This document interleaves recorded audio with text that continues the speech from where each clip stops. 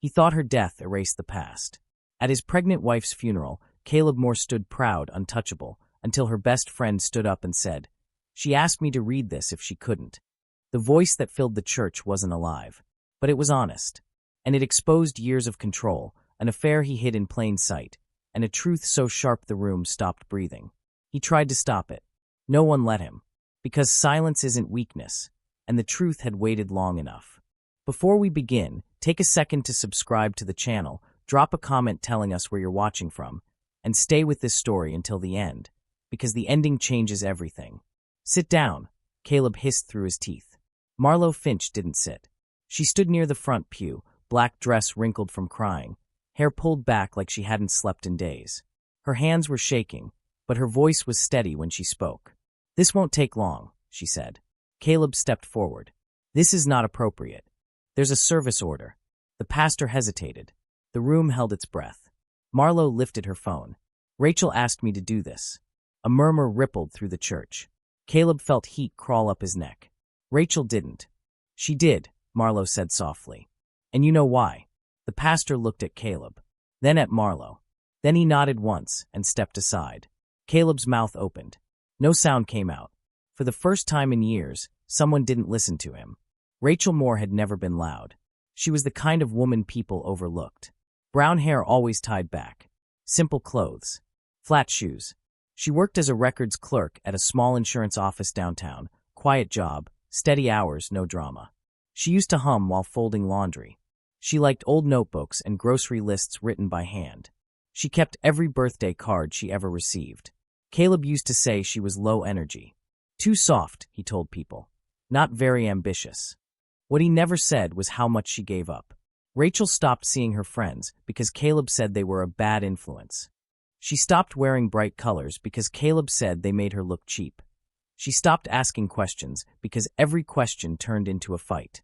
When she got pregnant after 8 years of trying, she cried in the bathroom so Caleb wouldn't see how scared she was. She never told anyone how lonely she felt in her own house. Except Marlo. Marlo Finch had known Rachel since community college. They shared cheap coffee, late-night talks, and quiet dreams. Marlo saw the bruises that didn't show on skin. The way Rachel apologized for things that weren't her fault. The way she flinched when Caleb spoke sharply. "Marriage is about compromise," Rachel used to say, trying to smile. Marlo knew better. Caleb loved control the way some people loved oxygen. He controlled the bank accounts, that he controlled the car, that he controlled when Rachel spoke at parties, and when she stayed quiet.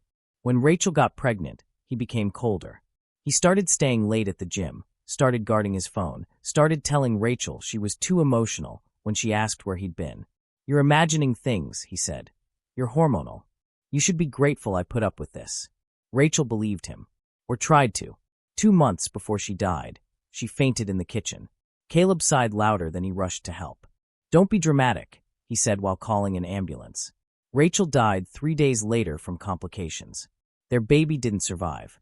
At the funeral, Caleb cried at the right times. Held the program just right. Accepted sympathy like a reward. He expected Marlo to cry quietly in the back. He never expected her to stand. Marlo took a breath. "These are Rachel's words," she said. "She wrote them. She scheduled them. She asked me to read them if she couldn't." Caleb shook his head. "This is sick." Marlo looked at him. "So was what you did to her." She tapped the screen. Rachel's voice filled the church. Soft, calm, clear. "If you're hearing this," Rachel said, "it means I didn't make it. And if Caleb is standing where he always liked to stand, front and center, I want people to finally know who I was married to." Gasps spread across the pews. Rachel's voice continued. "I was told I was too sensitive, too quiet, too much work. I was told love meant obedience." Caleb stepped forward. "Turn it off." The pastor raised a hand. "No." Rachel's voice didn't shake. "I found the messages. The gym. The late nights. The lies. I was pregnant, and I was alone. I begged him to choose me." Marlo's tears fell, but she didn't stop. Rachel's voice said, "If you're listening, Caleb, I want you to know something. Silence was never weakness. It was survival." The room was frozen. Rachel's voice ended. Marlo lowered the phone. She looked around the church. Rachel also left copies of these messages with her employer. And his. A man in the third row, Caleb's supervisor, stared at him, face pale. Marlowe continued, voice steady. Control looks clean from the outside. Abuse doesn't always leave marks. Caleb's knees felt weak. Phones buzzed. Whispers grew louder. Someone stood up and walked out. Then another. Caleb felt the room turning. The woman from the gym, the one sitting 3 rows back, stood up and left without looking at him. By the time the service ended, Caleb Moore was alone at the front of the church. And everyone finally saw him. Marlowe sat down. Her hands stopped shaking. For the first time since Rachel died, she felt like she could breathe. She looked at the casket and whispered, "I did it." The silence that followed wasn't empty. It was honest. Rachel Moore never raised her voice in life. But in death, she told the truth. And the truth did not ask for permission. The church emptied slowly. Not with the soft shuffle of grief, but with sharp steps and a kind of stunned quiet that felt heavier than crying. People avoided looking at Caleb Moore as they passed him. Some looked angry. Some looked ashamed, like they had missed something obvious for years.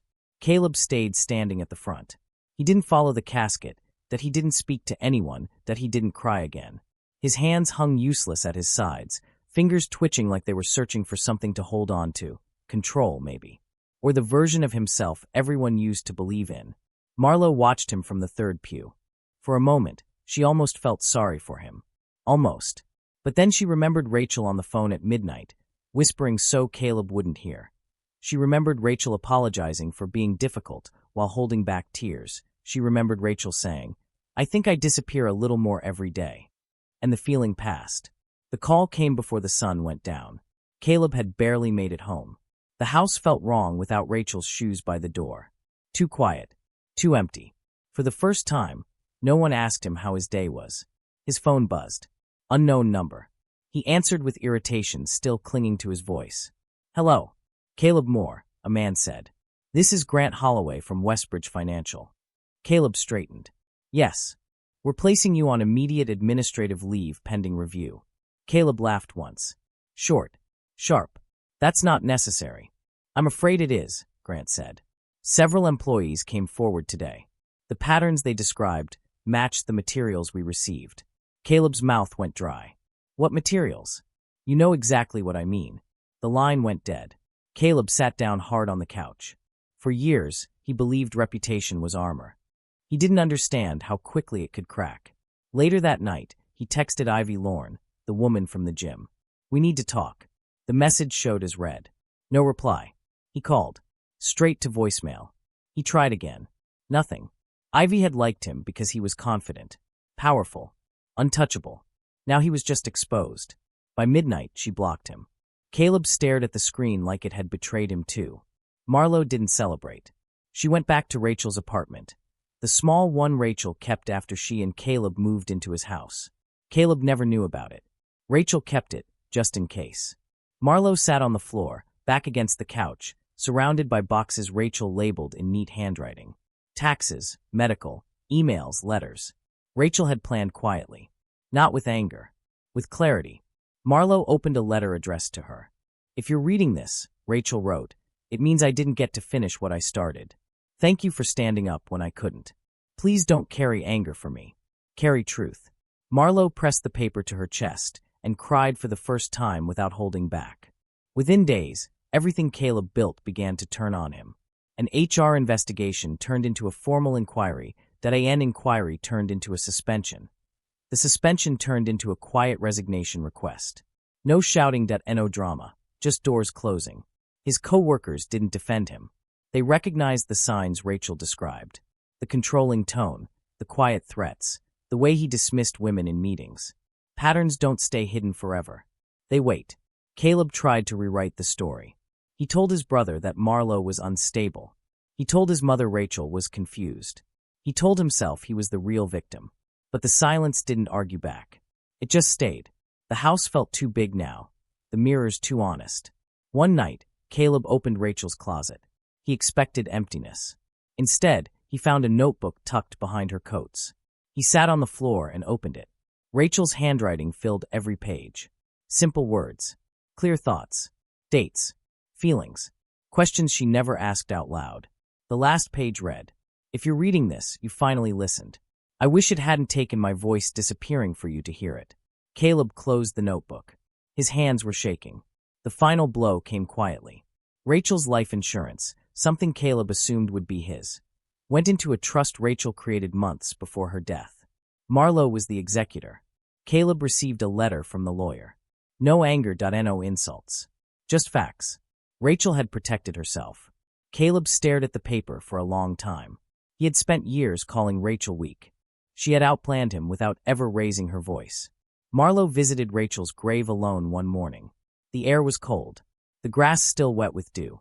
She placed a small notebook on the stone. "I told them," she whispered. "All of it." The wind moved softly through the trees.